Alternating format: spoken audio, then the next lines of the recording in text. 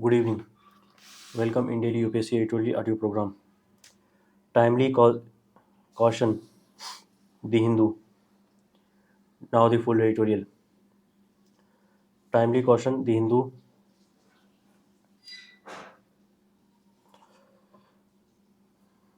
The top court has rightly cautioned probe agencies against crossing limits. The Supreme Court's extortion to the enforcement directed not to create an atmosphere of fear indicates how much the agency needs to temper its zeal in investigating allegations against political opponents of the current regime, responding to complaints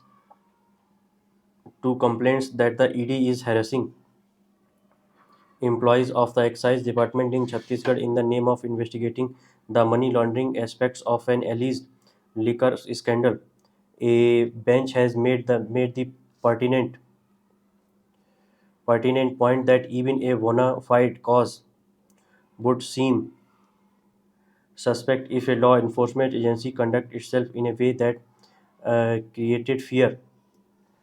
The observation is both a caution against transgressing the limits of a lawful investigation and a warning against letting a perception gain ground that the agency would go to any lengths to implicate someone. Given that several leaders and ministers from states ruled by parties other than the BJP have been summoned by the ED or arrested and imprisoned, not many will be surprised. Not many will be surprised at the charges leveled on behalf of the Chhattisgarh government that the agency is running amok and that its officers were threatening state officers in an alleged bid to implicate the state's chief minister Bhupesh Baghel.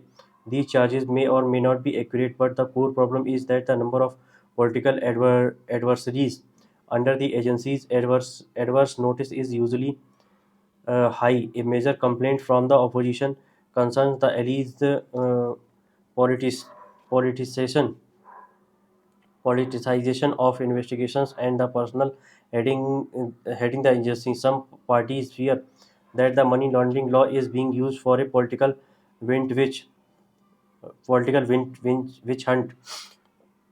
The list of offences that may attract a money laundering probe over and above the police investigation into them is quite long. Corruption allegations being quite common against politicians holding public office. Each time a scam or a scandal is uncovered, the ED follows closely on the heels of the agency conducting the anti-corruption probe to register a separate case under the Prevention of Money Laundering Act.